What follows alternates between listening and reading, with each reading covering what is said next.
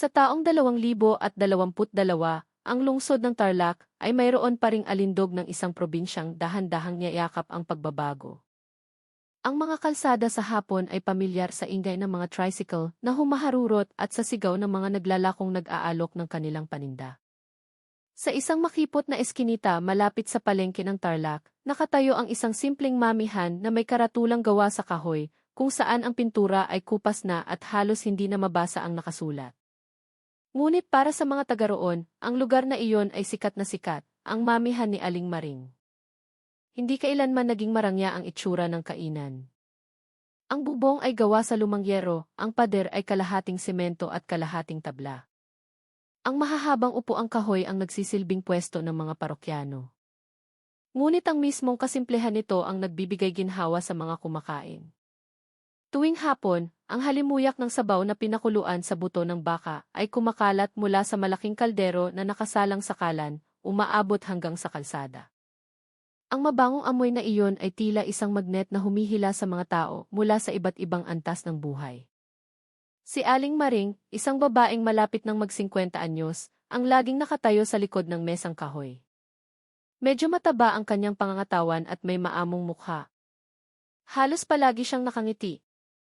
Bagamat kitang-kita na ang mga kulubot sa kanyang mukha, kilala siya ng lahat bilang isang taong mapagpasensya, mapagmahal, at hindi napapagod sa pagsisilbi. Hahaluin niya ang sabaw, huhulmahin ang mga bola-bola, at ihahain ang bawat mangkok na may buong atensyon. Sa kanyang tabi ay si Andoy, ang kanyang kaisa-isang anak na binatilyo pa lamang. Maliksi ang bata, mahilig tumulong sa kanyang ina sa paglilinis ng mesa, paghahatid ng mga mangkok, o simpleng pagbati sa mga customer nang may masayang tinig. Noong hapong iyon, tulad ng dati, mabilis na naglalakad si Andoy mula sa kusina patungo sa mesa ng mga customer. Sinabi niyang naubos na ang chili garlic oil. Lumingon si Aling Maring na may ngiti at inutusan si Andoy na kumuha ng bago upang hindi maghintay ang mga parokyano. Laging puno ang kanilang mamihan. Nariyan si Mang Surip, isang tricycle driver na laging dumadaan pagkatapos ng kanyang pamamasada. Nariyan si Aling City, isang naglalakong magugulay na mahilig magbiro. Maging ang ilang estudyante mula sa isang pribadong kolehiyo sa Tarlac ay madalas ding kumain doon, lalo na tuwing Sabado't Linggo. Ang maliit na kainan ay tila naging tagpuan ng iba't ibang edad at propesyon. Ngunit may isang bagay na palihim na pinag-uusapan. Ang lasa ng bola-bola ni Aling Maring ay sinasabing kakaiba. Mas siksik, mas malinamnam, at ang sabaw ay tila may kakaibang aroma. Minsan, may mga customer na nagbibiro na baka mayroon siyang lihim na sangkap. Sa tuwing maririnig niya iyon, mahina lamang natatawa si Aling Maring at sasabihing ang sikreto niya ay pagluluto ng may pagmamahal. Sa kabila ng kanyang mga tawa, may itinatagong kabalisahan si Aling Maring.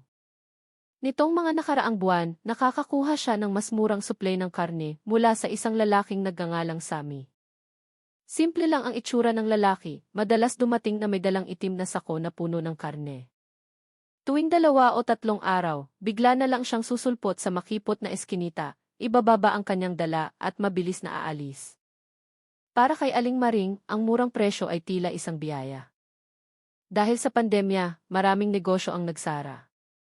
Ang presyo ng karne ng baka ay tumaas ng husto. Kung wala ang supply mula kay Sammy, malamang ay nagsara na ang kanyang mamihan.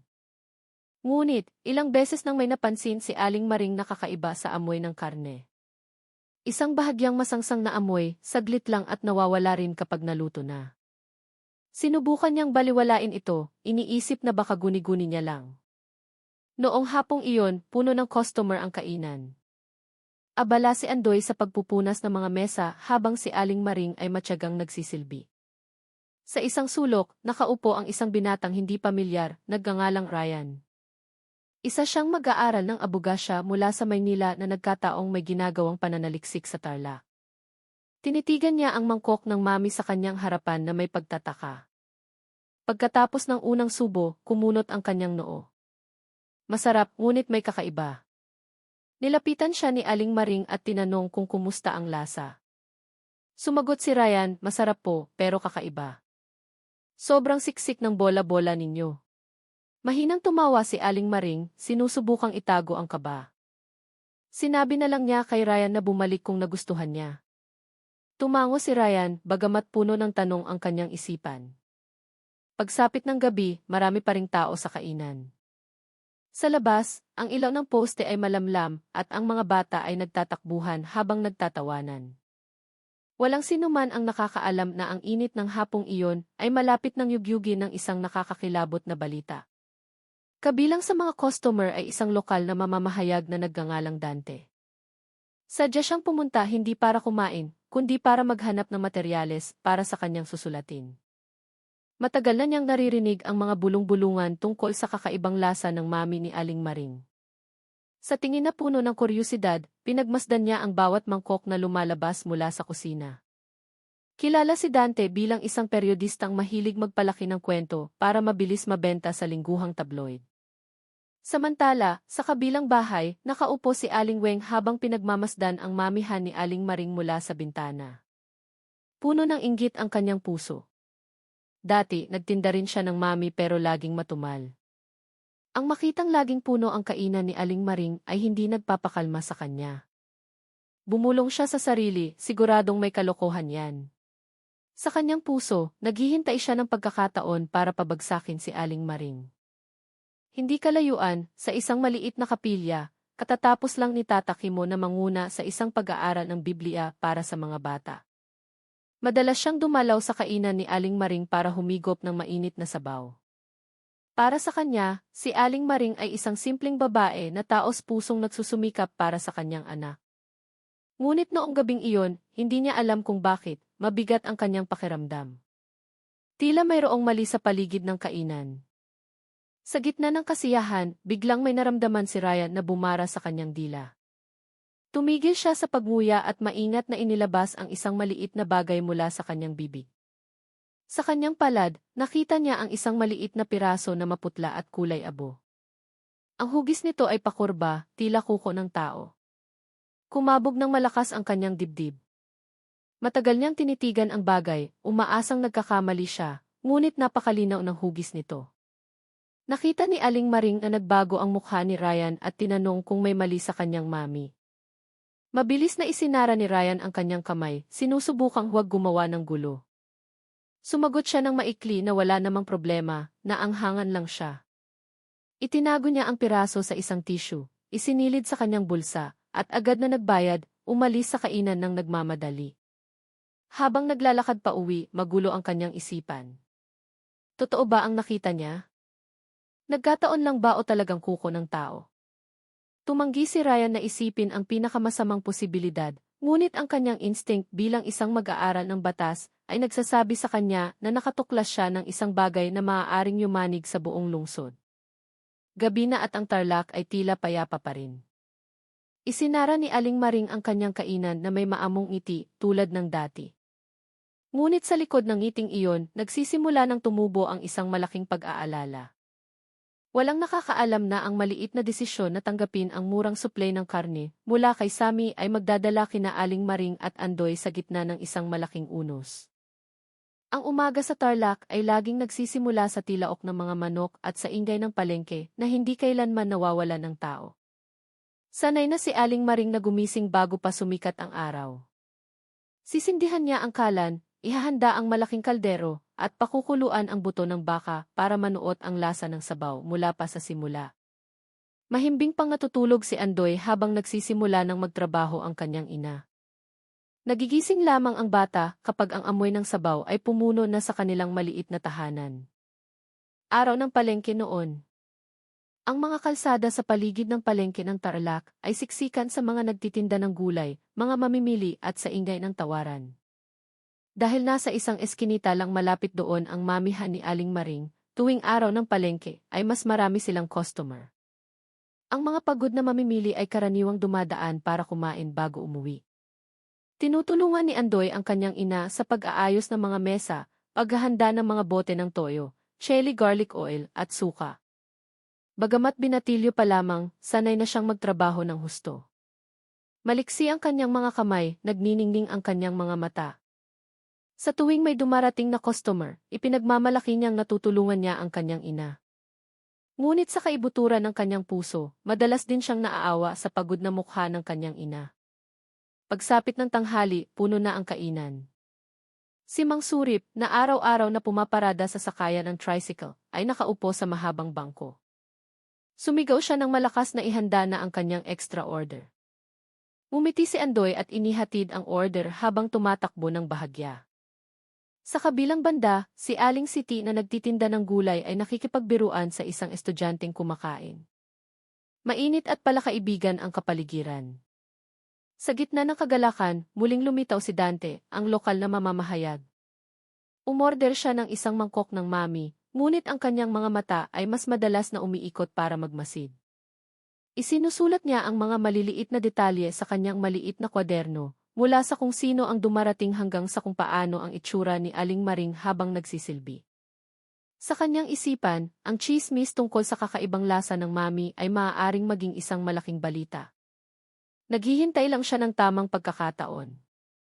Sa kabilang bahay, muling sumilik si Aling Weng mula sa bintana.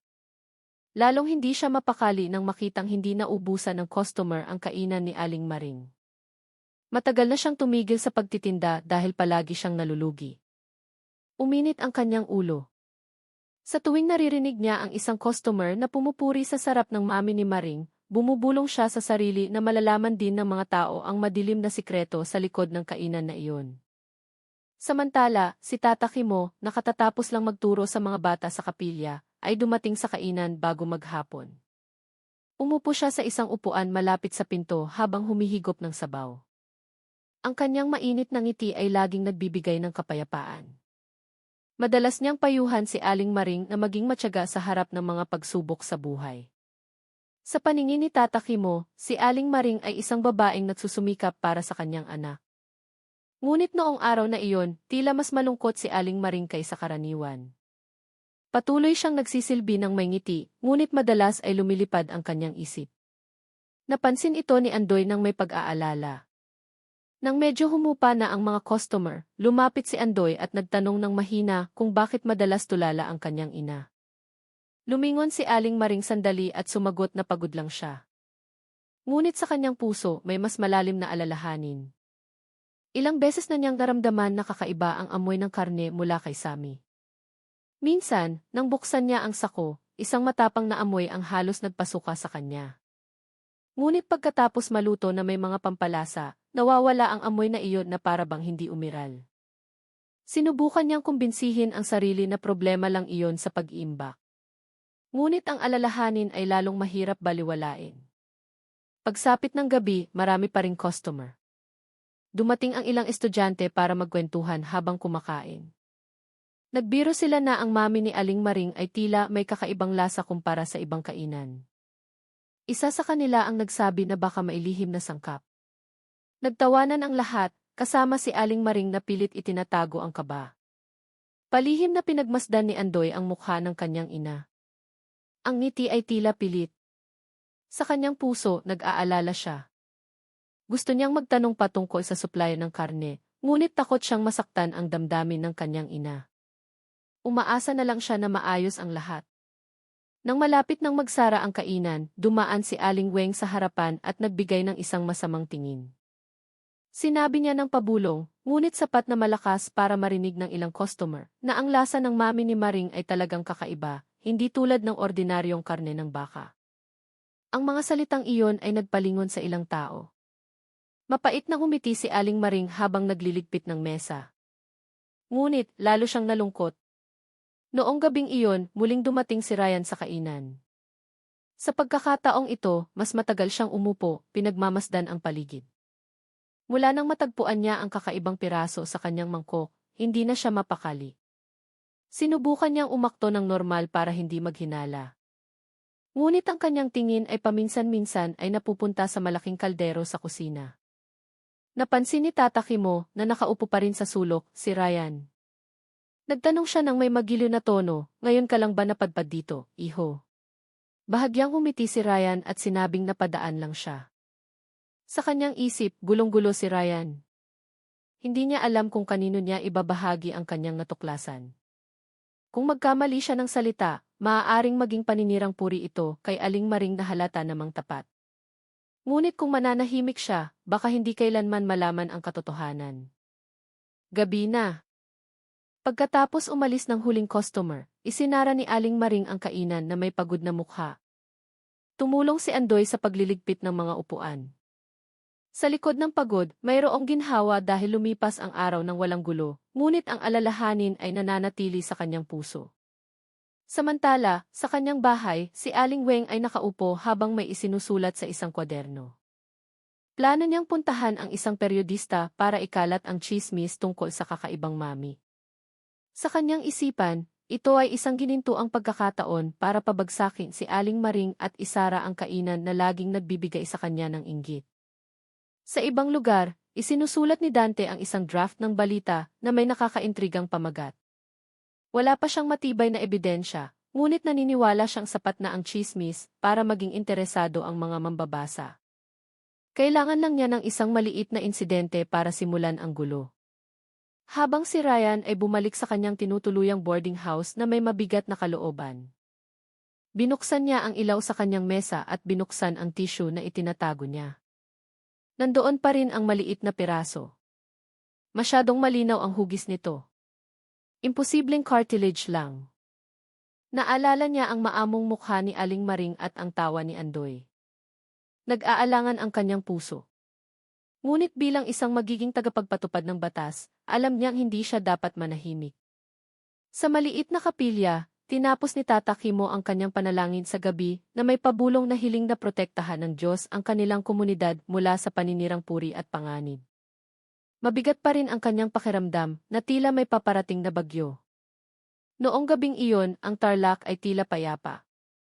Ngunit sa likod ng katahimikan, ang mga buto ng alalahanin ay naitanim na sa puso ng ilang tao. May naghihintay ng katotohanan, may uhaw sa tsismis, at may palihim na nagpaplano para pabagsakin ang simpleng mamihan na iyon na matatag pa rin, ngunit ang isang madilim na anino ay unti-unti nang lumalapit. Kinabukasan, sumikat ang araw sa Tarlac nang may banayad na liwanag.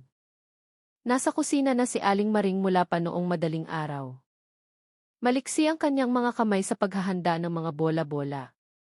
Ngunit ang kanyang puso ay puno ng pag-aalala. Ang itim na sako na inihatid ni Sammy kagabi ay nakasandal pa rin sa sulok ng kusina.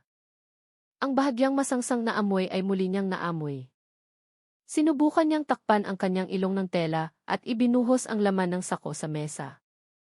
Ang karne ay kulay matingkad na pula, mas madilim kaysa sa karaniwang karne ng baka. Pumasok si Andoy na may dalang timba ng mainit na tubig. Nakita niya ang tensyon sa mukha ng kanyang ina. Nagtanong siya ng may pag-iingat, may problema po ba sa karne, Nay? Natahimik sandali si Aling Maring at sumagot na maayos lang ang lahat, ngunit hindi maitago ng kanyang mga mata ang katotohanan. May alalahanin na lalong mahirap niyang itago sa sarili niyang anak. Noong umagang iyon, medyo huli nang buksan ang kainan. May ilang customer na naghihintay na sa labas. Kumatok pa nga si Mang Surip habang nagbibiro na huwag daw tamarin si Aling Maring. Pilit pa ring gumiti si Aling Maring. Agad binuksan ni Andoy ang pinto at nagsimulang pumasok ang mga customer. Sa gitna ng maraming tao, muling dumaan si Aling Weng. Kinausap niya ang isa pang kapitbahay nang maisadyang pinalakas na boses. Sinabi niya na ang murang karne ay karaniwang hindi normal. Maaaring hindi ito tunay na karne ng baka. Ang ilan sa mga nakarinig ay nagbulungan. Bagamat hindi lahat ay naniwala, ang binhi ng pagdududa ay nagsimula ng kumalat. Si Aling Maring, na nakarinig mula sa malayo, ay napakagatlabi na lang, pinipigilan ang galit at lungkot. Pagsapit ng tanghali, muling dumating si Ryan. Sa pagkakataong ito, may dala siyang kwaderno. Umupo siya sa isang sulok, pinagmamasdan ang bawat kilos ni Aling Maring. Mula sa paraan ng pagsisilbi ni Aling Maring, mula sa maliit na tawa ni Andoy, naramdaman ni Ryan na imposibleng sangkot ang dalawa sa masamang bagay. Ngunit, ang maliit na piraso na itinatago niya sa kanyang boarding house ay nananatiling isang malaking tanong. Isinulat niya sa kanyang tala na kailangan niyang kontakin ang isang kakilala sa College of Medicine. Si Dante, na naroroon din noong tanghaling iyon, ay lalong natuwa. Narinig niya ang tsismis mula kay Aling Weng at agad itong isinulat. Sa kanyang draft ng balita, Isinulat niya ang mga pangungusap na nagpapahiwatig na may posibilidad na ang karne sa kainan ay hindi purong baka. Alam niyang maaaring magdulot ito ng gulo, ngunit wala siyang pakialam sa mararamdaman ni Aling Maring. Para sa kanya, mas mahalaga ang atensyon ng mambabasa kaysa sa katotohanan. Hapon na at muling dumami ang tao sa kainan. Ang tunog ng mga kutsara na tumatama sa mga mangkok, ang tawanan ng mga estudyante na maihalong kwentuhan ng mga tricycle driver ay nagpapakita na normal lang ang lahat. Ngunit sa likod nito, patuloy na nababalisa si Aling Maring. Ilang beses niyang naamoy ang kakaibang amoy ng karne. Bagamat natatakpan ito ng malakas na pampalasa ng sabaw, lalo siyang nakukumbinsi na may mali. Palihim na pinagmasdan ni Andoy ang kanyang ina. Nakita niyang bahagyang nanginginig ang mga kamay nito habang naglalagay ng bola-bola sa kaldero. Sa wakas ay naglakas loob ang bata. Sinabi niya ng mahina na kung hindi ligtas ang karne, mas mabuting huwag na itong gamitin. Lumingon si Aling Maring, tinitigan ang mukha ng kanyang anak at huminga ng malalim. Sinabi niyang kung wala ang murang karne, hindi sila mabubuhay. Masyadong mahal ang karne ng baka sa palengke at baka hindi kayanin ng mga customer kung tataasan niya ang presyo ng mami. Natahimik si Andoy sa sinabi ng ina. Bata pa siya, ngunit naiintindihan niya kung gaano kahirap ang pinagdadaanan nito. Sa kanyang puso, nananalangin na lang siya na maging maayos ang lahat. Pagsapit ng gabi, pagkatapos umalis ng mga customer, isinara ni Aling Maring ang kainan na may pagod na mukha. Umupo siya sa isang upuang kahoy habang tinititigan ang malaking kaldero na wala ng laman. Umupo si Andoy sa tabi niya. Tahimik ang paligid, tanging tunog lang ng mga kuliglig sa labas ang naririnig. Biglang narinig mula sa kapilya ang kampana para sa Angelus. Tumingin si Aling Maring sa direksyon ng kapilya at bumulong na baka oras na para humingi siya ng payo kay Tata Kimo. Noong gabing iyon, pinuntahan ni Aling Maring ang maliit na kapilya. Nakaupo pa si Tata Kimo pagkatapos ng panalangin, payapang nagdarasal. Nang dumating si Aling Maring, umiti ang matanda at pinaupo siya. Sa nanginginig na boses, ikinuwento ni Aling Maring na madalas niyang maramdaman na hindi normal ang karne na ginagamit niya, ngunit wala siyang ibang pagpipilian. Matyagang nakinig si Tata Kimo at sinabing ang bawat halal na hanap buhay ay laging poprotektahan. Ngunit kung may pagdududa, mas mabuting mag-ingat. Idinagdag niya na huwag hayaang ang perang kinikita ay magdulot ng pinsala sa katawan at kaluluwa. Ang mga salitang iyon ay tumatak sa puso ni Aling Maring. Lalong siyang nalito sa pagitan ng pagpapanatiling bukas ng kainan o pagtigil sa pagbili ng karne mula kay Sammy. Sa kabilang banda, natatakot siyang lalong kumalat ang chismis na ikinakalat ni Aling Weng. Samantala, bumalik si Ryan sa kanyang boarding house. Binuksan niya ang ilaw sa mesa, binuksan ang kanyang kwaderno, at isinulat ang kanyang plano na dalhin ang maliit na piraso sa isang maliit na laboratorio sa College of Medicine. Alam niyang ang matutuklasan doon ang maaaring maging susi. Ngunit alam din niya na kung tama ang kanyang hinala, ang simpleng mamihan na iyon ay maaaring maging sentro ng isang unos na yayanig sa buong lungsod. Sa kanyang bahay, lalong naging ganado si Aling Weng. Plano na niyang makipagkita kay Dante para sabihin ang chismis na narinig niya mismo. Naniniwala siyang kung maisusulat ito sa dyaryo, titigil na sa pagkain ang mga tao sa mamihan ni Aling Maring. Sa kanyang puso, nasiyahan siyang isipin na magiging matumal at magsasara ang kainan na iyon. Gabi na. Umuwi si Aling Maring kasama si Andoy. Nahiga siya sa kanilang papagnakawayan habang nakatitig sa kisam. Ang mga mukha ng kanyang mga customer ay isa-isang lumitaw sa kanyang isipan. May takot na baka malaman nila ang isang mas nakakatakot na katotohanan. Si Andoy, na mahimbing na natutulog sa tabi niya, ang nagpatulo ng kanyang luha. Bumulong siya sa sarili na sana iilayo ng Diyos ang kanyang anak sa paninirang puri. Walang nakakaalam na sa oras na iyon, si Sammy ay nakaupo sa isang inuupahang bahay sa labas ng lungsod. Nagsindi siya ng sigarilyo habang binibilang ang perang kinita. Isang maliit na ngiti ang lumitaw sa kanyang mga labi. Alam niyang ang karne na kanyang isinusupply ang nagpapanatiling bukas sa kainan ni Aling Maring. Ngunit alam din niya na darating ang araw na magkakaroon ng hinala. Para kay Sammy, lahat ay question lang ng oras, at handa na siyang lumipat kung magiging mainit na ang sitwasyon. Noong gabing iyon, ang Tarlac ay tila mahimbing na natutulog. Ngunit sa likod ng katahimikan, isang malaking sikreto ang naghihintay na mabunyag. Ang simpleng kainan sa eskinita ay tila naging simula ng isang malaking bagyo na dahan-dahang lumalapit. Paggising sa Tarlac, malakas ang buhos ng ulan. Ang mga kalsada sa paligid ng palengke ng Tarlac ay maputik, kaya't kailangang maglagay ng mga sako ang mga tindera sa harap ng kanilang mga pwesto upang hindi madulas ang mga mamimili. Ang mamihan ni Aling Maring, na karaniwang puno na tuwing umaga, ay mas matumal. Ilan sa mga regular na customer ay dumating pa rin, ngunit karamihan ay naghintay na tumila ang ulan. Nakaupo si Aling Maring sa likod ng mesa, dahan-dahang hinahalo ang sabaw. Malungkot ang kanyang mukha. Ang kanyang mga mata ay paulit-ulit na tumitingin sa sako ng karne na nakasandal pa rin sa sulok ng kusina. Ang bahagyang amoy mula sa sako ay muling nagpabigat sa kanyang dibdib. Yumuko siya, nanalangin sa kanyang puso na sana iguni-guni niya lang ang lahat. Pumasok si Andoy na may dalang timba ng tubig. Nakita niyang tulala ang kanyang ina. Sinubukan niyang pagaanin ang loob nito sa pagsasabing baka magdala ng biyaya ang ulan. Mas maraming customer daw ang darating kapag tumila na. Bahagyang umiti si Aling Maring, bagamat halatang para lang pagaanin ang loob ng kanyang anak. Pagsapit ng tanghali, muling dumating si Ryan. Sa pagkakataong ito, hindi siya nag-iisa, kasama niya ang isang kaibigan mula sa College of Medicine sa Maynila na nagngangalang Dewey. Umupo sila sa isang sulok, nagkukunwaring umuorder. Pagkatapos ng ilang subo, tiningnan ni Dewey si Ryan nang may seryosong tingin. Bumulong siya na kakaiba ang tekstura ng karne, masyadong siksik at hindi tulad ng karaniwang bola-bola. Nagsulat si Ryan ng isang maliit na tala at tiningnan ang malaking kaldero sa kusina na mailalong lumalakas na hinala. Sa kanyang puso, determinado siyang dalhin agad sa laboratorio ang maliit na piraso na kanyang itinatago. Hindi na siya maaaring umasa lang sa kutob. Kailangan niya ng ebidensya. Samantala, sa kabilang mesa, nakaupo si Dante habang nagsusulat. Ang lokal na mamamahayag ay tila ganado.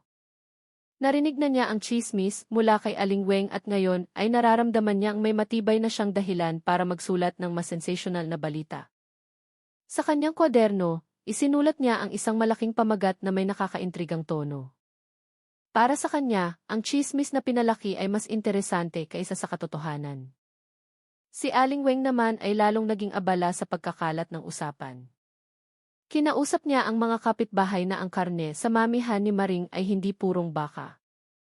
Mabilis na kumalat ang mga salitang iyon. Ang ilan sa mga taong dati ilaging kumakain doon ay nagsimula ng mag-alinlangan. Ang ilan ay piniling lumayo na lang. Noong hapong iyon, nang tumila ang ulan, dumating si Tata Kimo sa kainan. Umupo siya sa isang upuang kahoy habang nakangiti ng payapa. Sinabi niya na huwag masyadong pakinggan ang mga tsismis. Ngunit ipinaalala rin niya na mag-ingat sa bawat perang pumapasok. Ang mga salitang iyon ay lalong nagpagulo sa isip ni Aling Maring. Pagsapit ng gabi, muling naging matumal ang kainan, mas maaga kaysa karaniwan. Isinara ni Aling Maring ang pinto na may pagod na mukha. Tumulong si Andoy sa pagliligpit ng mesa at umupo sa tabi ng kanyang ina. Sa wakas ay naglakas loob ang bata na sabihin kung patuloy na gagamitin ang karne na iyon, natatakot siyang may masamang mangyari. Matagal na tiningnan ni Aling Maring ang kanyang anak at huminga ng malalim. Sinabi niya nang mahina na silang dalawa lang sa mundo. Walang iba. Kung magsasara ang kainan, paano sila mabubuhay? Sa kanyang boarding house, binuksan ni Ryan ang ilaw sa mesa at binuksan ang nakatiklop na tissue na ilang araw na niyang itinatago. Nandoon pa rin ang maliit na piraso. Kinunan niya ito ng litrato gamit ang kanyang telepono at ipinadala kay Dewey. Hindi nagtagal, nakatanggap siya ng reply. Isinulat ni Dewey na halos sigurado siyang kuko iyon ng tao. Natahimik si Ryan. Kumabog ng malakas ang kanyang dibdib. Hindi siya makatulog noong gabing iyon. Ang mga salita ni Dewey ay paulit-ulit na umalinggaw sa kanyang isipan. Alam niyang ang kanyang natuklasan ay maaaring magbago ng buhay ng maraming tao. Ngunit alam din niya na ang pagdadala ng problemang ito sa pulisya ay nangangahulugang pagdadala ay Aling Maring sa gitna ng isang unos. Nahihirapan siya, ngunit lalong tumibay ang kanyang determinasyon na hanapin ang katotohanan. Sa kanyang bahay, mahinang tumawa si Aling Weng habang nakikipag-usap sa dalawang kapitbahay. Sinabi niya na baka malapit nang magsara ang mamihan ni Maring. Ang mga salitang iyon ay nagpaniwala sa ilang tao na totoo ang tsismis. Si Dante naman sa kanyang bahay ay abala sa pagtatype ng balita. Isinulat niya na may posibilidad na ang karne sa kainan ay galing sa isang kahina-hinalang pinagmulan. Idinagdag niya na ang ilang residente ay nagsisimula ng matakot. Bagamat wala pa siyang tunay na ebidensya, naniniwala siyang magiging usap-usapan ang balita sa palengke. Sa kanilang simpleng tahanan, nakahiga si Aling Maring habang nakatitig sa kisam. Mahimbing nang natutulog si Andoy sa tabi niya, ngunit ang kanyang mga mata ay nananatiling bukas, puno ng alalahanin. Naalala niya ang mga salita ni Tata Kimo, ang boses ng tsismis ni Aling Weng, ang nagtatakang tingin ng mga customer, at ang kakaibang amoy ng karne, lahat ay naghahalo-halo, nagpapabigat sa kanyang dibdib. Bumulong siya sa sarili na sana iipakita ng Diyos ang daan. Sa ibang lugar, nakaupo si Sammy sa isang maliit na kapihan. Nagsindi siya ng sigarilyo, tinitigan ang madilim na kalsada, at bahagyang ngumiti. Alam niyang nagsisimula ng kumalat ang tsismis tungkol sa mamihan ni Aling Maring. Para kay Sammy, hindi iyon problema. Hanggat kumikita siya, lahat ng sangkot ay mga tau-tauhan lang. Pakiramdam niya ay ligtas siya dahil malakas ang network na nagpoprotekta sa kanya. Noong gabing iyon, muling lumubog ang Tarlac sa katahimikan. Ngunit, sa likod ng katahimikang iyon, ang madilim na sikreto ay papalapit na sa ibabaw. Handa nang gumawa ng mas malaking hakbang si Ryan. Patuloy na pinahihirapan ng konsensya si Aling Maring. Lalong natutuwa si Aling Weng sa pagkakalat ng tsismis. Naghahanda si Dante ng isang nakakagulat na balita, at si Tata Kimo ay nananalangin na ilayo ang kanilang komunidad sa paninirang puri. Walang nakakaalam na kinabukasan, ang maliit na hakbang ni Ryan ay magdadala ng kasong ito sa pintuan ng pulisya. Ang umaga sa Tarlac ay payapa matapos ang magdamag na ulan. Basa pa ang mga kalsada. Ang malamig na hangin ay bumalot sa mga simpleng bahay sa paligid ng palengke ng Tarlac. Sa makipot na eskinita, tahimik ang mamihan ni Aling Maring. Mahigpit pang nakasara ang pinto, bagamat karaniwan ay bukas na ito tuwing umaga. Nakaupo si Aling Maring sa isang upuang kawayan, pagod na tinititigan ang walang laman na sako ni Sammy na nakasandal sa sulok ng kusina. Pinunasan niya ang pawis sa kanyang noo. Bagamat hindi mainit, lalong bumigat ang kanyang pakiramdam. Tila may pasan siyang hindi niya maalis. Pumasok si Andoy na may dalang timba ng tubig para maghugas ng mga plato. Huminto siya sandali nang makita ang malungkot na mukha ng kanyang ina. Sinabi niya ng mahina na baka mas mabuting hindi na sila bumili ng karne kay Sammy. Lumingon si Aling Maring, sinubukang humiti at sinabing magiging maayos din ang lahat. Ngunit hindi maitago ng ngiting iyon ang alalahanin sa kanyang mga mata. Samantala, sa isang unibersidad sa Maynila, handa na si Ryan na dalhin ang maliit na piraso na itinago niya mula pa noong unang gabi. Maingat niya itong ibinalot at isinilid sa isang malinaw na plastic bag. Maingat niyang pinuntahan si Dewey, ang kanyang kaibigan sa College of Medicine. Sinalubong siya ni Dewey ng may seryosong tingin. Umupo sila sa isang maliit na silid sa laboratorio, malayo sa maraming estudyante. Binuksan ni Ryan ang plastic at ipinakita ang bagay. Kinuha ito ni Dewey gamit ang isang tiyan at inilagay sa ilalim ng isang magnifying lamp. Nanliit ang kanyang mga mata, kumunot ang kanyang noo. Ilang minuto siyang nagmasid ng mabuti. Sa wakas, sinabi niya ng mahina, ngunit may diin na halos sigurado siyang kuko iyon ng tao. Ang layer ng keratin at ang pakurbang hugis nito ay imposibleng galing sa hayop. Natahimik si Ryan. Mabilis na tumibok ang kanyang puso. Yumuko siya, lumunok, at nagtanong kung posible bang nagkakamali siya. Dahan-dahang umiling si Dewey. Idinagdag niya na kung may pagdududa pa, maaari nilang dalhin ang bagay sa isang maliit na forensic lab ng kanilang unibersidad. Ngunit, iginiit niyang napakaliit ng posibilidad na magkamali siya. Ang katotohanang iyon ay nagpagulo sa isip ni Ryan. Tinitigan niya ang mesa sa laboratorio, ramdam ang bigat sa kanyang dibdib. Naalala niya ang maamong mukha ni Aling Maring at ang inosenteng si Andoy. Naalala rin niya ang mabangong amoy ng sabaw at ang tawanan ng mga customer. Lahat ay tila sumasalungat sa nakakatakot na katotohanan na narinig niya. Kasabay nito, sa Tarlac, lalong naging abala si Aling Weng sa pagkakalat ng tsismis. Ikinuwento niya sa ilang kapitbahay na narinig niyang kakaiba ang karne na ginagamit ni Aling Maring. Binanggit niya na ang murang presyo ay tiyak na may dahilan. Ang mga salitang iyon ay nagdulot ng alalahanin sa ilang kapitbahay. May ilan na nagsimulang matakot kumain doon. Mayroon ding lalong nakumbinsi na may madilim na sikretong itinatago ang mamihan. Hindi nagpahuli si Dante, ang lokal na mamamahayag. Nagsulat na siya ng balita na may malaking at nakakaintrigang pamagat. Hindi pa ito nailalathala, ngunit naniniwala siyang sa sandaling mailabas ito sa lingguhang tabloid, lahat ay pag-uusapan ito. Para sa kanya, ito ay isang pagkakataon para maging isang kilalang periodista, kahit na sa pamamagitan ng pananakot sa publiko. Pagsapit ng hapon, muling dumaan si Tata Kimo sa kainan. Napansin niyang mas matumal ito kaysa karaniwan. Ilan lang sa mga regular na customer ang nandoon. Sinalubong siya ni Aling Maring nang may pilit ng ngiti. Pagkatapos kumain, lumapit si Tata Kimo kay Aling Maring at bumulong na maging matyaga. Sinabi niyang madaling kumalat ang tsismis, ngunit hindi habang buhay na maitatago ang katotohanan. Ang mga salitang iyon ay nagpayuko kay Aling Maring.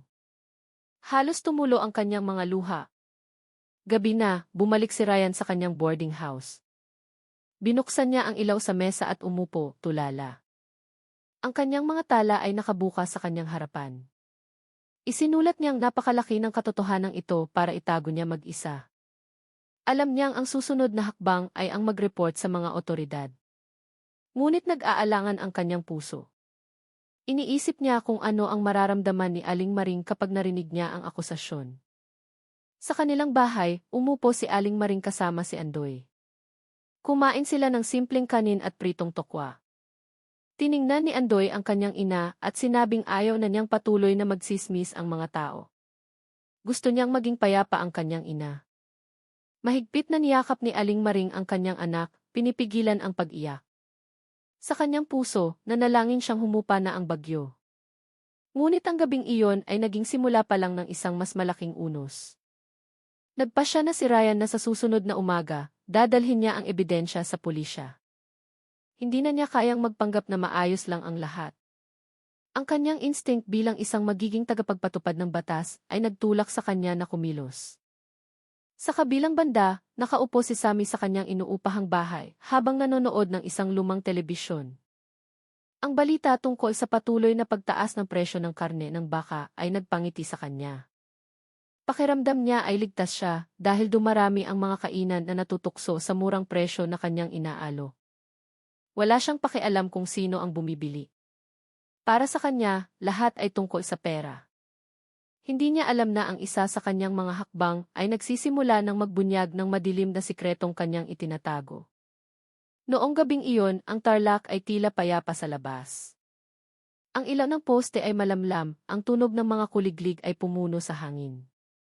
Ngunit sa likod ng katahimikang iyon, dalawang magkaibang mundo ang naghaharap. Sa isang banda, si Aling Maring na gusto lang manatiling bukas ang kanyang kainan para sa kanyang kaisa-isang anak.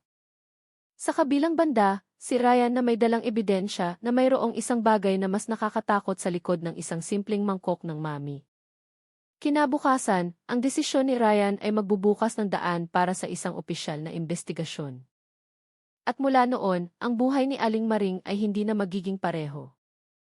Noong umagang iyon, makulimlim ang langit sa Tarlac. Ang mga kulay abong ulap ay mababa, kaya't mas maingay ang palengke kaysa karaniwan. Gusto ng mga tao na mamili agad bago bumuhos ang ulan. Ngunit sa isang simpleng gusali sa sentro ng lungsod, ibang-iba ang sitwasyon. Nakatayo si Ryan na may tensyon sa mukha sa harap ng pinto ng istasyon ng pulis. Mahigpit niyang hawak ang isang malinaw na plastik na naglalaman ng maliit na piraso na itinago niya mula pa noong unang araw. Pagkatapos huminga ng malalim, pumasok siya.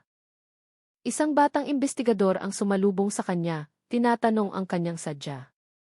Sa nanginginig na boses, ipinaliwanag ni Ryan na nakakita siya ng isang kahina-hinalang bagay sa isang mangkok ng mami. Kumunot ang noo ng investigador at dinala siya sa isang silid. Doon, nakaupo ang isang opisyal na may matipunong katawan at buhok na nagsisimula ng pumuti. Ang kanyang tingin ay matalim ngunit kalmado. Siya si Major Castillo, isang senior na pulis na kilala sa pagiging mahigpit at may karanasan. Inabot ni Ryan ang plastic. Matagal itong tiningnan ni Major Castillo at nagtanong ng walang emosyon, sigurado ka bang sa mamihan ni Aling Maring mo ito nakuha? Tumango si Ryan. Bagamat may kaba sa kanyang mga mata, idinagdag niyang halos sigurado ang kanyang kaibigan sa College of Medicine na kuko iyon ng tao. Natahimik sandali si Major Castillo at yumuko para basahin ang mga tala. Hindi ito simpleng kaso, naisip niya. Kung totoo, maaaring yumanig ang balitang ito sa buong lungsod. Tumawag siya ng ilang tauhan, nagbigay ng utos na gawin ang investigasyon sa lalong madaling panahon. Idiniin niyang huwag magkamali dahil ang isang maliit na pagkakamali ay maaaring magdulot ng panik sa mga residente. Samantala, sa kanilang komunidad, bukas pa rin ang mamihan ni Aling Maring. Ang amoy ng sabaw ay umaalingasaw mula sa malaking kaldero. May ilang customer pa ring dumarating. Bagamat hindi kasing dami ng dati, sinubukan ni Aling Maring na ngumiti, nagsisilbi sa bawat isa, itinatago ang alalahanin na patuloy na bumabagabag sa kanya. Abala si Andoy sa paglilinis ng mesa, paminsan-minsan ay sumusulyap sa kanyang ina. Alam niyang nababalisa ito. Sa kabilang kalsada, muling bumulong si Aling Weng sa isang kapitbahay. Sinabi niyang baka totoo ang chismis tungkol sa kakaibang karne. Ang mga salitang iyon ay nag-udyok sa ilan na huwag nang pumasok. Mayroon ding dumadaan na lang habang sumusulyap mula sa malayo. Hindi nagtagal, ilang sasakyan ng pulis ang huminto sa harap ng kainan. Agad na nagkumpol ang mga tao, nagtataka. Bumaba si Major Castillo nang may tiwala sa sarili. Seryoso ang kanyang mukha. Ang kanyang tingin ay nagpatahimik sa mga tao. Nagulat si Aling Maring, namutla ang kanyang mukha. Nagtanong siya kung ano ang nangyayari. Sumagot ang Major na isa lang itong ordinaryong pagsusuri. Hindi kailangang mag-alala. Ngunit ang kanyang walang emosyong boses ay nagdulot ng tensyon sa lahat. Tumayo si Andoy sa tabi ng kanyang ina. Nangingilid ang luha sa kanyang mga mata. Sinabi niya ng malakas na walang kasalanan ang kanyang ina. Isa lang itong maliit na kainan. Tiningnan ng Major si Andoy sandali at sinabi ng mahinahon na kung talagang walang problema, magiging maayos ang lahat. Nagsimulang pumasok ang mga pulis sa kusina. Sinuri nila ang malaking kaldero, ang mga bola-bola, at ang ilang sako ng karne na inihatid ni Sammy noong umagang iyon. Ang amoy ng karne na may halong pampalasa ay pumuno sa silid. Isang opisyal ang nag-ulat na kailangang dalhin ang sample sa laboratorio. Tumango si Major Castillo, nag-utos na isulat at kunan ng litrato ang lahat. Nakatayo si Aling Maring sa sulok ng kusina na may panik sa mukha. Sinubukan niyang ipaliwanag na binili niya ang karne mula sa isang regular na supplier na si Sammy. Nanumpa siyang hindi siya kailanman naghinala. Ngunit patuloy na ginawa ng mga pulis ang kanilang trabaho. Sa labas, lalong dumami ang tao. Malinaw na naririnig ang mga bulungan. May nagsabing, baka totoo ngang hindi normal ang mami.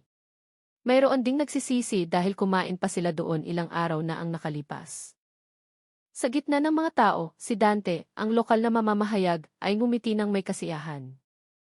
Mabilis niyang isinulat ang bawat detalye. Para sa kanya, mas malaki ang balitang ito kaysa sa inaasahan niya. Naiisip na niya ang pamagat ng dyaryo na may malalaking letra na magugulat sa mga mambabasa. Gabi na, pagkatapos ng pagsusuri, hiniling ni Major Castillo na sumama si Aling Maring sa istasyon ng pulis para magbigay ng pahayag. Idiniin niyang hindi ito pag-aresto, kundi karagdagang pagsusuri lang. Halos maiyak si Aling Maring, ngunit sinubukan niyang maging matatag. Mahigpit na hinawakan ni Andoy ang kanyang kamay. Sinabi ng Major na maaaring sumama ang bata hanggang sa waiting area. Ang kainan ay isinara na may police line sa harap ng pinto. Lalong nagkagulo ang mga nakakita. May nagtuturo habang bumubulong. Mayroon ding direktang sinisisi si Aling Maring. Sa gitna ng mga tao, si Aling Weng ay tila nasisiyahan, bagamat nagkukunwari siyang nag-aalala. Sa istasyon ng pulis, umupo si Aling Maring sa interrogation room. Pagod ang kanyang mukha, namumugto ang kanyang mga mata. Umupo si Major Castillo sa tapat niya na may hawak na folder. Tinanong niya kung saan kumukuha ng karne si Aling Maring. Sa nanginginig na boses, sinabi ni Aling Maring na matagal na siyang bumibili kay Sammy dahil mas mura at nagtiwala siya. Tahimik na nakinig ang Major. Ang kanyang tingin ay matalim na tila tumatago sa kanyang puso. Sa waiting area, balisang nakaupo si Andoy. Nakita niya ang ilang pulis na nagbubulungan tungkol sa kakaibang karne at sa posibilidad ng isang mas malaking network. Yumuko ang bata, pinipigilan ang pag-iyak. Hindi nagtagal, lumapit si Ryan. Nakonsensya siya dahil ang kanyang report ay nagdulot ng malaking problema sa pamilya. Ngunit, naniniwala rin siyang kailangang malaman ang katotohanan. Lumingon si Andoy na may pulang mga mata, sinabi sa nanginginig na boses na kung walang kasalanan ang kanyang ina, sisiguraduhin niyang mapaparusahan ang supplyo ng karne. Tumango si Ryan, lalong naramdaman ang bigat ng kanyang responsibilidad. Noong gabing iyon, isinarapan samantala ni Major Castillo ang folder. Sinabi niya sa kanyang team na kailangan nilang hintayin ang resulta ng laboratorio. Kung totoo nga ang may mas malaking network, kailangan nilang maging handa. Yumuko si Aling Maring na nalangin sa kanyang puso. Hindi niya kailanman naisip na ang kanyang maliit na negosyo na gusto lang magpakain ng tao ay magdadala sa kanya sa isang interrogation room. Sa labas ng istasyon ng pulis, lalong naging wild ang tsismis.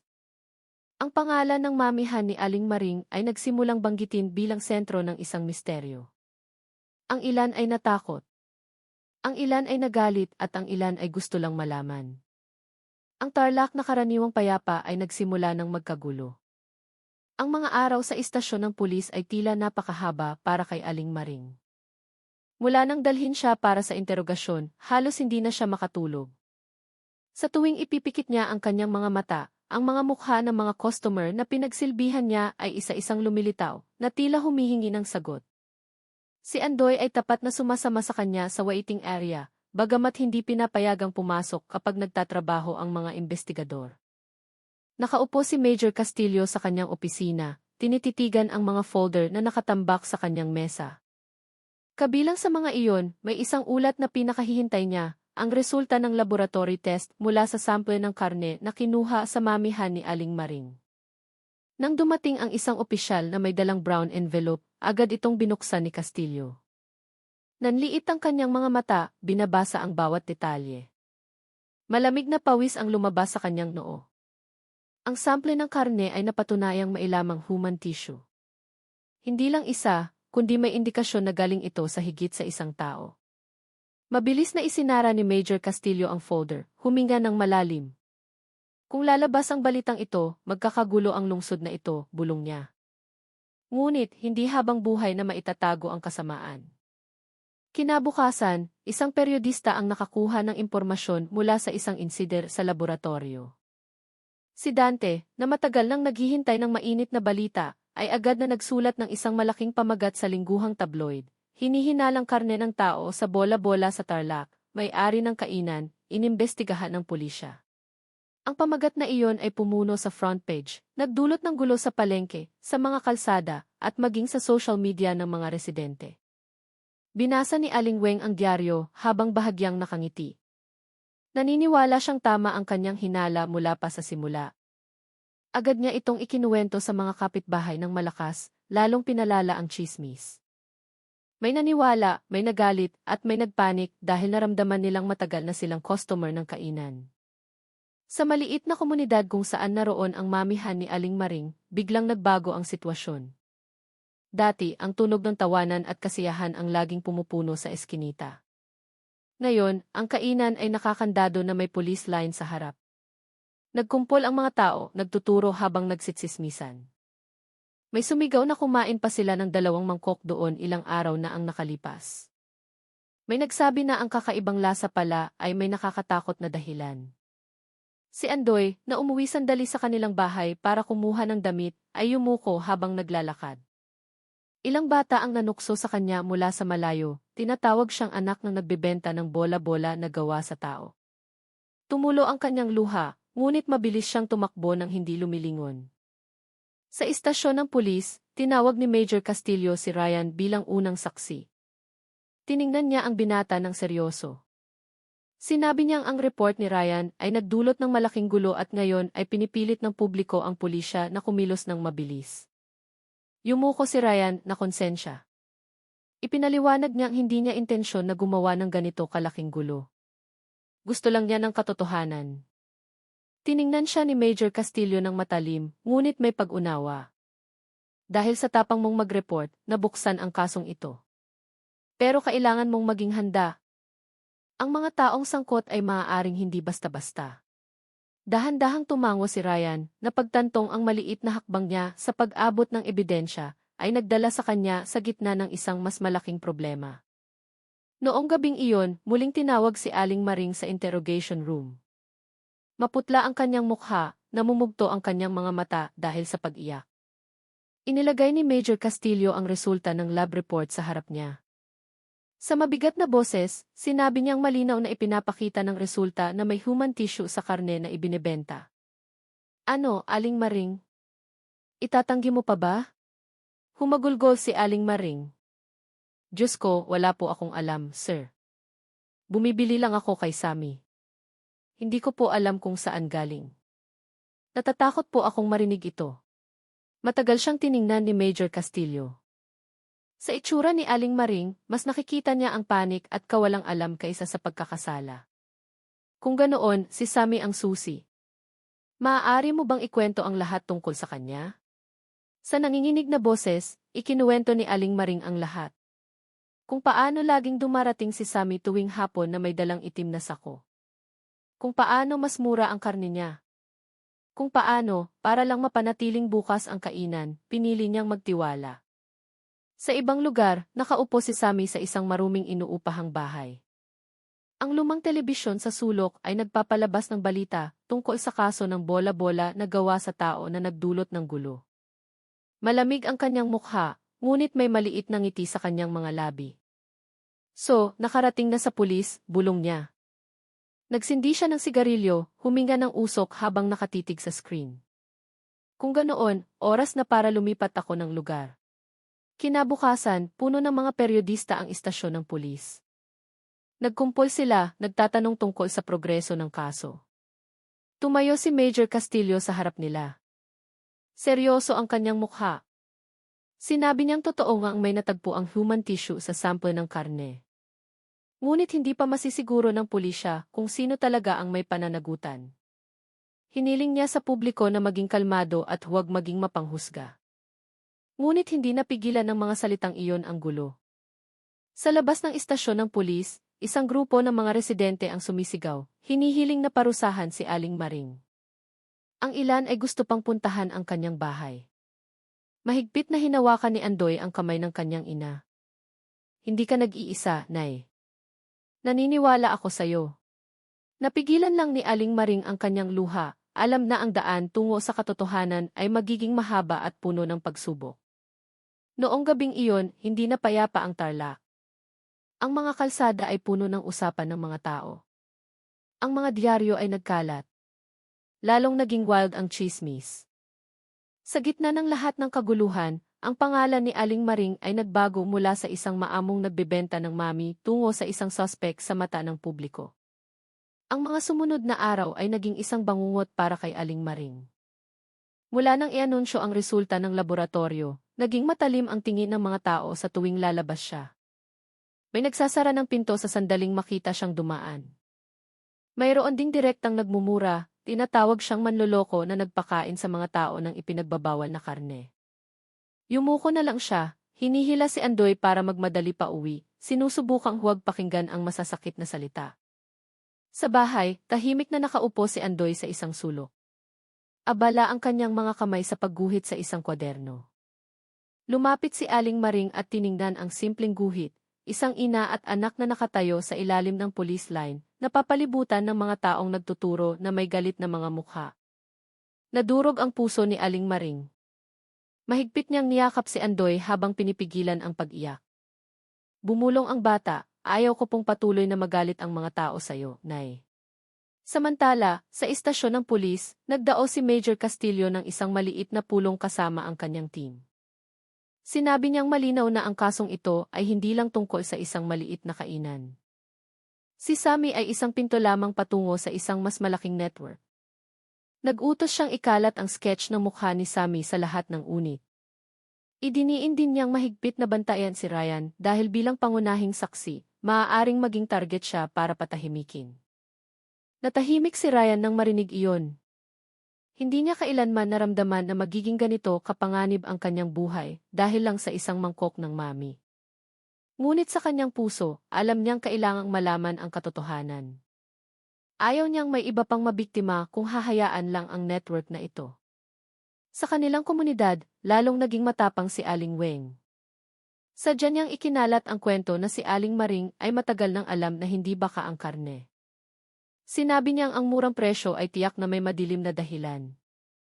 Ikinuwento niya ito ng may buong kumpiyansa na para bang nakita niya mismo. Ang ilang residente na dati nag-aalinlangan ay nagsimula ng maniwala sa kanya. Si Dante ay lalong naging ganado.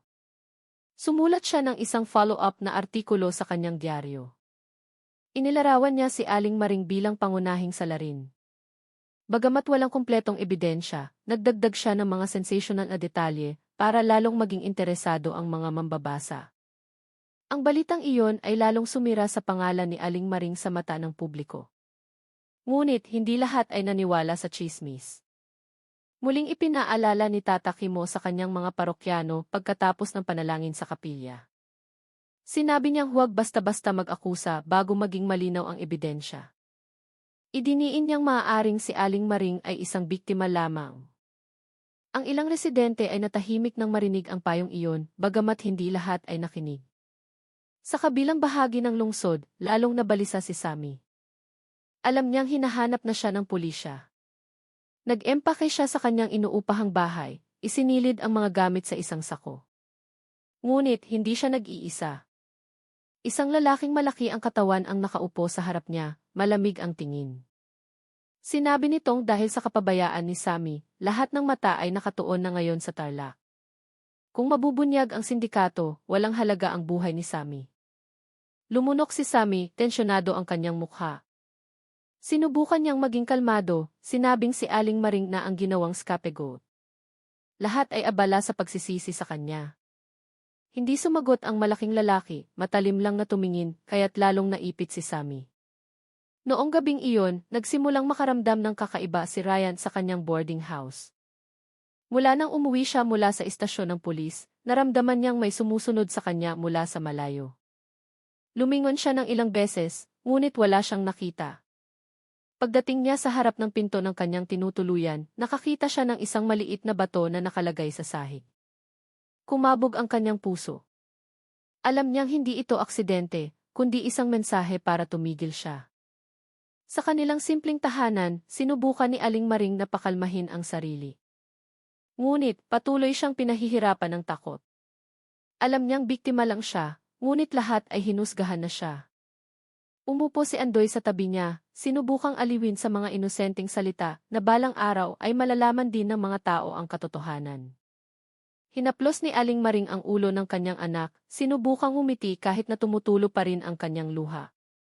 Kinabukasan, nakatanggap si Major Castillo ng isang bagong ulat mula sa kanyang team. Natuklasan nilang madalas na nakikita si Sammy sa paligid ng isang lumang bodega sa labas ng lungsod. May posibilidad na ang bodega na iyon ay ginagawang imbakan ng karne bago ipamahagi. Nagpasya si Castillo na agad na magpadala ng team sa lokasyon.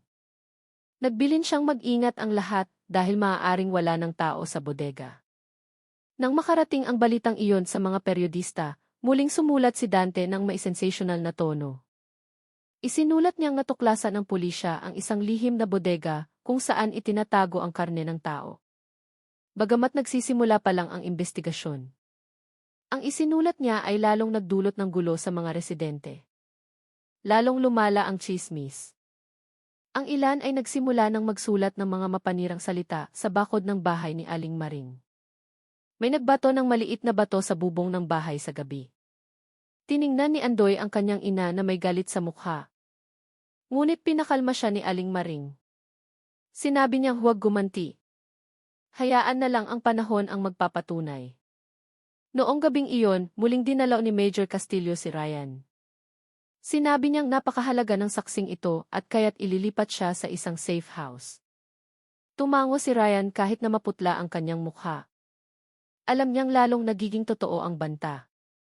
Ngunit alam din niyang kung aatras siya, maaaring mailibing ang katotohanan magpakailanman. Sa kanilang bahay, gising si Aling Maring hanggang hating gabi.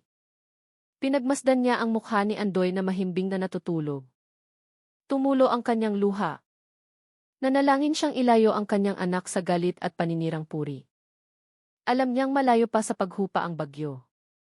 Sa malayo, nagsindi si Sammy ng sigarilyo habang tinititigan ang madilim na gabi mula sa bintana ng kanyang inuupahang bahay. Bumulong siyang maaaring papalapit na ang pulisya, ngunit hindi siya mananahimik. Malamig siyang humiti, naniniwalang isang hakbang pa rin siya sa unahan. Noong gabing iyon, bumuhos ang malakas na ulan sa Tarlac. Madulas at tahimik ang mga kalsada. Paminsan-minsan lang maririnig ang ugong ng motor na dumadaan. Sa labas ng lungsod, sa isang lugar na puno ng mga lumang bodega, isang grupo ng mga pulis ang dahan-dahang gumalaw, pinamumunuan mismo ni Major Castillo. Tinahak nila ang isang maalikabok na daan na naging putik matapos ang ulan. Ang ilaw ng flashlight ay tumama sa isang sira-sirang gusali na may kupas na pintura. Ang bodega ay tila tahimik, tanging tunog lang ang tubig na tumutulo mula sa butas na bubong. Dalawang pulis ang lumapit, pilit na binuksan ang kinakalawang na pinto. Ang tunog ng pag-angat nito ay bumasag sa katahimikan. Pagbukas ng pinto, isang masamang amoy ang agad na lumabas, tumusok sa ilong. Ilang pulis ang nagtakip ng bibig gamit ang tela, halos masuka. Sa loob ng madilim na silid, puno ng mga itim na sako. Nang buksan ang isa, nakita ang mga tira-tirang karne na nabubulok. Ang amoy ay malansa at maihalong dugo. Bumulong ang isang opisyal na may maputlang mukha, hindi ito karne ng baka. Lumapit si Major Castillo, tinitigan ang mga sako ng may matigas na panga. Alam niyang ang bodega na ito ay hindi lang isang ordinaryong imbakan. Sa isang lumang mesang kahoy, nakakita siya ng isang maliit na kwaderno na puno ng mga numero at pangalan. Ilang pangalan ay may pulang marka. Mabilis na binasa ni Castillo at tiningnan ang kanyang mga tauhan ng seryoso. Hindi lang ito supply ng murang karne, ito ay listahan ng mga biktima. Ngunit wala si Sammy doon. Tanging mga bakas ng basang paa ang nagpapahiwatig na may isang taong umalis ng nagmamadali. Huminga ng malalim si Castillo. Nahuli na sila. Alam na ni Sammy na darating ang pulisya. Samantala, sa kanilang komunidad, lalong naipit si Aling Maring. Binato ng mga hindi kilalang tao ang kanilang bahay. Ang yero ng kanilang bubong ay maingay sa gitna ng gabi, nagdulot ng takot kay Andoy. Mahigpit na niyakap ng bata ang kanyang ina, umiiyak dahil hindi na niya matiis ang panunukso bilang anak ng nagbebenta ng bola-bola na gawa sa tao. Sinubukan ni Aling Maring na maging matatag, sinabing balang araw ay malalaman din ng mga tao ang katotohanan. Ngunit sa kanyang puso, nagsisimula na siyang manghina. Sa maliit na kapilya, nagtipon si Tata Kimo kasama ang ilang residente, pinapakalma sila, sinasabing huwag basta-basta maniwala sa tsismis. Ngunit ang kanyang boses ay nalunod sa galit ng ilang residente na naniwala na sa balita sa dyaryo. Isang lalaki ang sumigaw na kung mabagal ang pulisya, maaaring sila na mismo ang kumilos. Tiningnan siya ni Tata Kimo ng matalim, ipinaalala na ang pagiging mapanghusga ay magdaragdag lang ng kasalanan. Sa kanyang bahay, umupo si Aling Weng kasama ang dalawang kapitbahay. Lalong siyang naging ganado sa pagkakalat ng kwento na si Aling Maring ay matagal ng kasabwat ni Sammy. Nagdagdag siya ng mga detalye sa kwento na parabang nakita niya mismo, bagamat lahat ay imbento lang. Ang dalawang kapitbahay ay nakinig ng may tensyon sa mukha at ikinalat din ang balita sa iba. Ang chismis ay lalong naging wild na parang apoy na kumalat sa buong komunidad. Si Dante, ang periodista, ay hindi nagpahuli. Sumulat siya ng isang bagong balita na may mas mainit na pamagat. Isinulat niyang natuklasan ng pulisya ang isang bodega na puno ng nabubulok na karne na hinihinalang tao. Inilarawan niya ang sitwasyon ng may madramang mga salita na para bang nakita niya mismo, bagamat ang impormasyon ay nakuha lang niya sa mga bulungan. Ang kanyang balita ay nagdulot ng gulo sa mga mambabasa, lalong sinira ang pangalan ni Aling Maring. Sa kanyang boarding house, balisang nakaupo si Ryan. Nagsulat siya sa kanyang kwaderno, sinusubukang ilabas ang kanyang takot. Mula nang mag-report siya, naramdaman niyang madalas siyang pinagmamasdan. Ilang beses siyang nakarinig ng mga yabag sa labas ng kanyang silid, bagamat kapag binubuksan niya ang pinto ay wala namang tao. Noong gabing iyon, nakakita siya ng isang sulat gamit ang tisa sa bakod ng kanyang tinutuluyan. Isang salita lang, tumahimik. Nanginginig si Ryan. Alam niyang hindi lang ito isang babala, kundi isang tunay na banta. Kinabukasan, pinuntahan niya si Major Castillo at ipinakita ang sulat. Kumunot ang noo ni Castillo at nagpa siyang maglagay ng 2 pulis na magbabantay malapit sa boarding house ni Ryan. Sinabi niyang hindi dapat magalaw ang saksing ito. Kung mawawala, maaaring tumigil ang kaso. Tumango si Ryan kahit na nananatili ang kaba sa kanyang puso. Samantala, nakaupo si Sammy sa isang murang kapihan ilang kilometro mula sa lumang bodega. Binuksan niya ang kanyang lumang telepono, binabasa ang balita sa online na dyaryo tungkol sa kaso ng bola-bola. Malamig ang kanyang mukha, ngunit bahagyang kumurba ang kanyang mga labi. Nalilito pa rin ang mga pulis, sabi niya habang tumatawa. Hayaan nating si Maring muna ang magdusa. Ngunit isang lalaking malaki ang katawan ang lumitaw sa harap niya.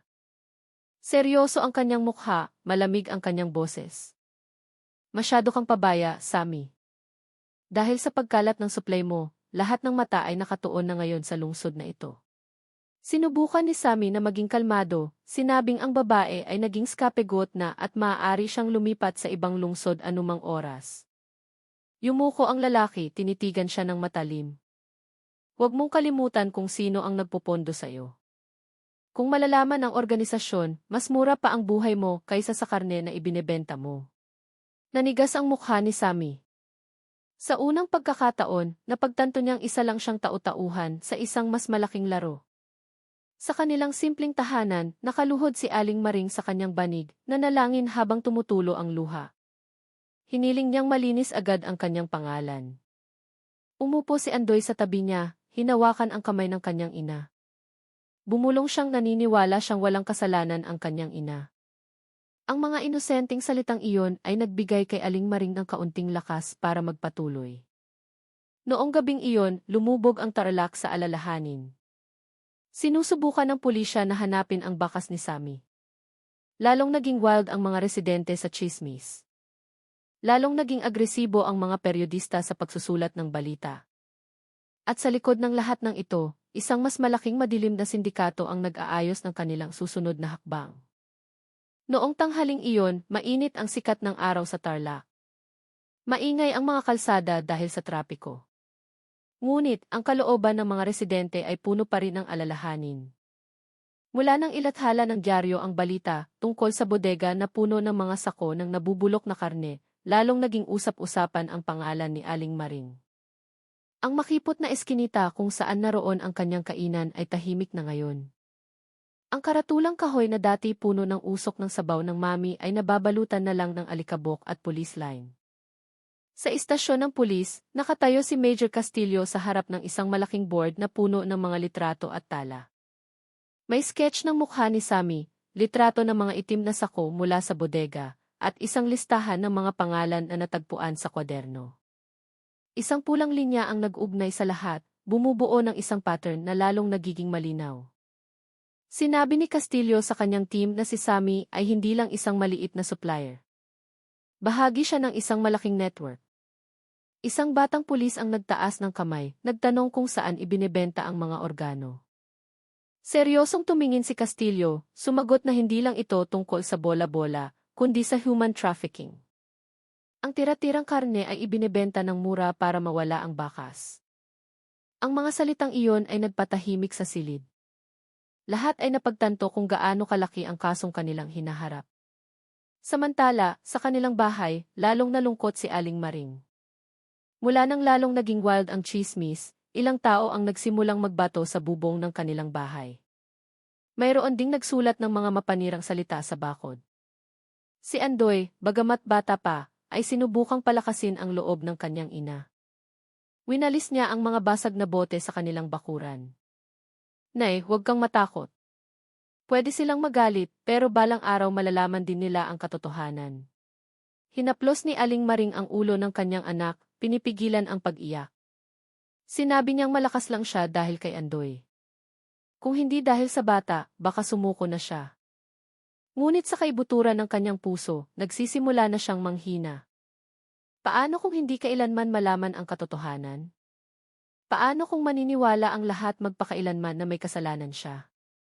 Sa kanilang komunidad, lalong naging matapang si Aling Weng. Sinabi niya sa lahat ng gustong makinig na si Aling Maring ay matagal ng kasabwat ni Sammy. Ikinakalat niya ang balita na sadya niyang binili ang karne, hindi dahil sa kawalang alam. Mabilis na kumalat ang tsismis, lalong pinalala ang sitwasyon. Sumulat si Dante ng isang bagong artikulo na may mas nakakatakot na pamagat. Isinulat niyang maaaring matagal nang may human trafficking sa lungsod at ang mamihan ni Aling Maring ay isa lang sa mga daan nito. Walang pag-aalinlangan, isinulat niya ang pangalan ni Aling Maring ng paulit-ulit na para bang siya ang pangunahing salarin. Bumenta ang kanyang dyaryo, ngunit wala siyang naramdamang konsensya. Sa kapilya, narinig ni Tata Kimo ang mga reklamo ng ilang parokyano. May nagalit, may natakot. Mayroon ding gustong paalisin si Aling Maring sa kanilang komunidad.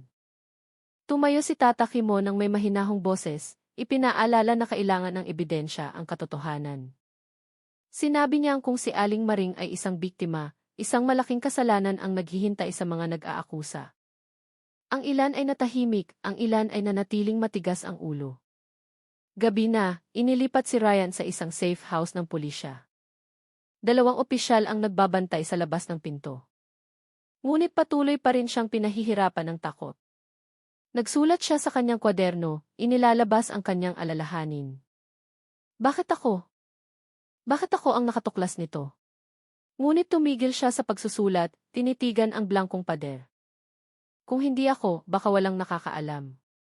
Sa kabilang bahagi ng lungsod, lalong naipit si Sammy.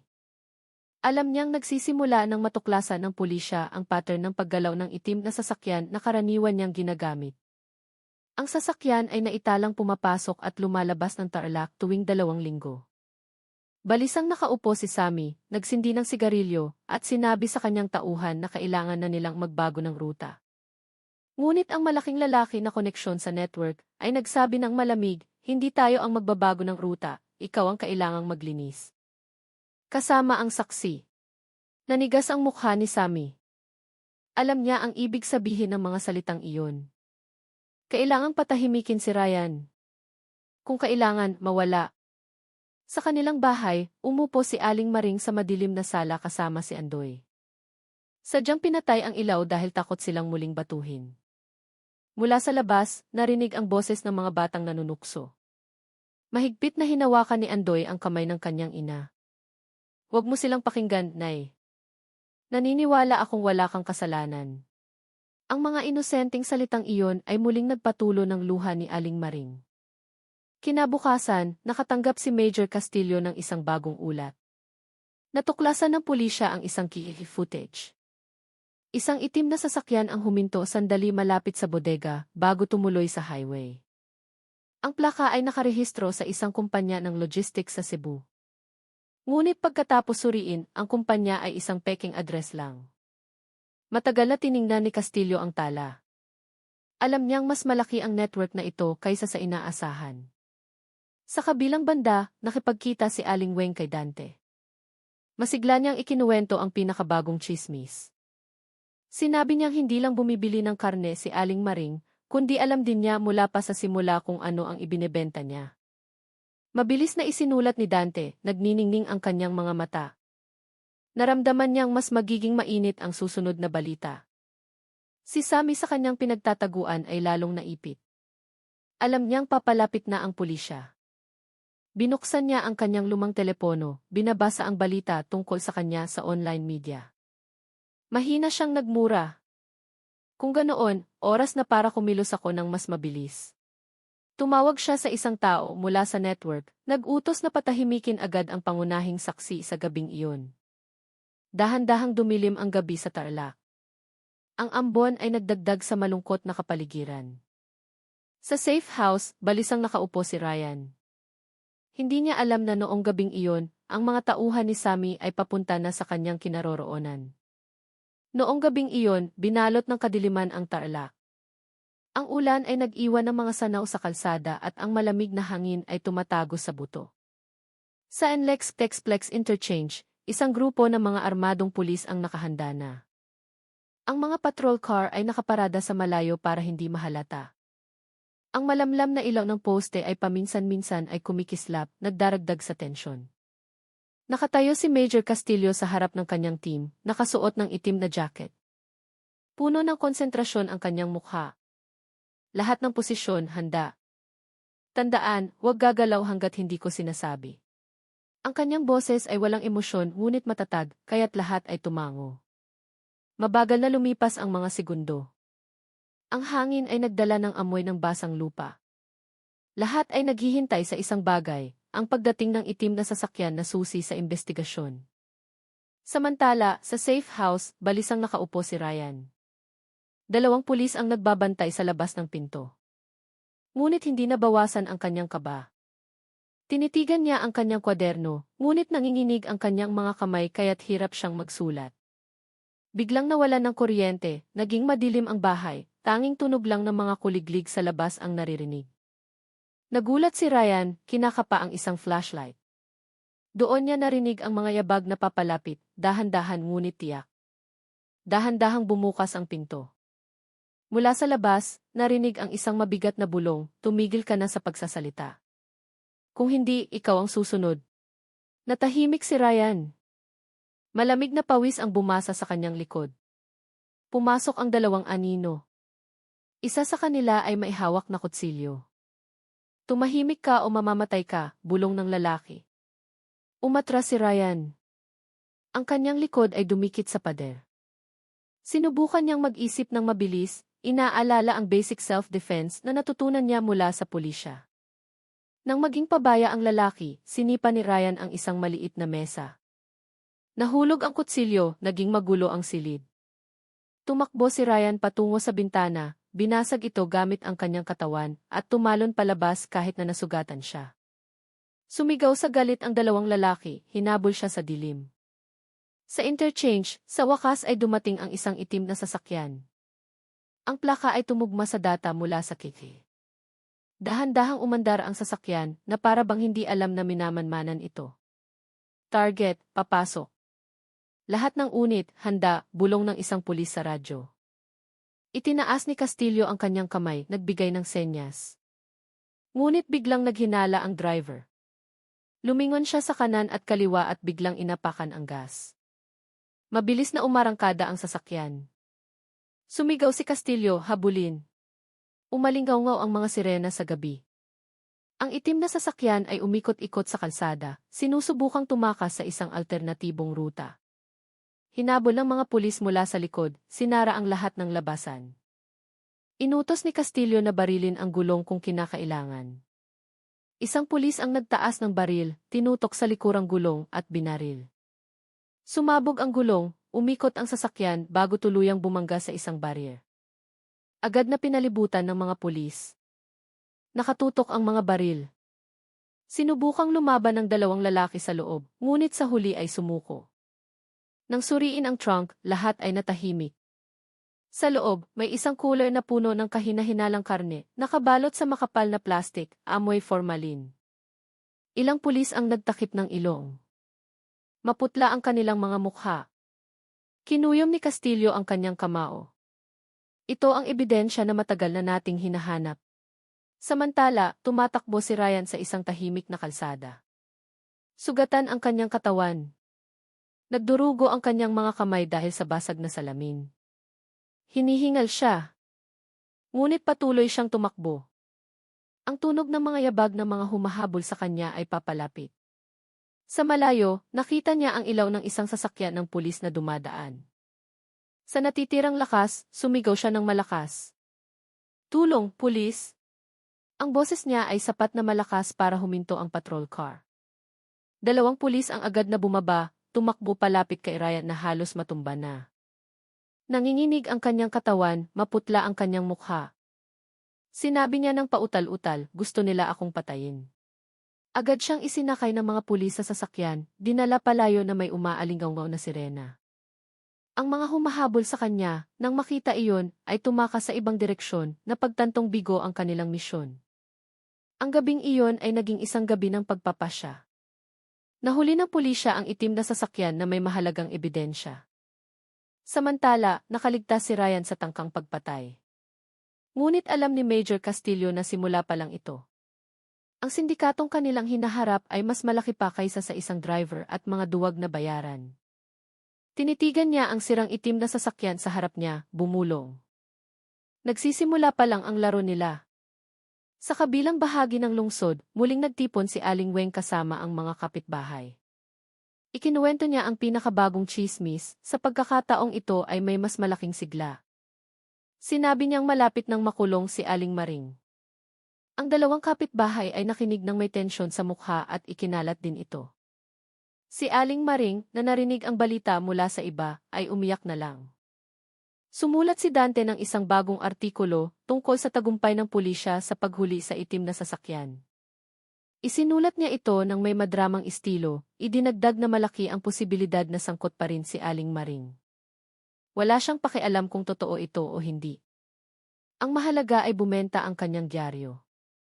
Ngunit sa kapilya, nagbigay ng isang maikling sermon si Tata Kimo pagkatapos ng panalangin. Ipinaalala niya sa mga parokyano na huwag basta-basta mag-akusa. Sinabi niyang, kung ang isang ina na gusto lang buhayin ang kanyang anak ay maaaring pabagsakin ng paninirang puri, kahit sino ay maaaring maging biktima. Ang ilan sa mga naroroon ay nagsimulang matahimik. Ang kanilang mga mukha ay puno ng pagdududa. Gabi na. Sa kanilang bahay, umupo si Aling Maring kasama si Andoy. Sinubukan ng bata na pakalmahin ang kanyang ina. Nay, naniniwala akong balang araw malalaman din nila ang katotohanan. Mahigpit na niyakap ni Aling Maring si Andoy, pinipigilan ang pag-iyak. Maaaring akusahan siya ng buong mundo, ngunit mayroon pa siyang isang dahilan para magpatuloy. Ang interrogation room sa police headquarters ng Tarlac ay malamig noong gabing iyon. Ang maputlang puting ilaw ng fluorescent ay lumikha ng mahahabang anino sa mga dingding. Ang dalawang lalaking nahuli mula sa itim na sasakyan ay nakaupo na may posas.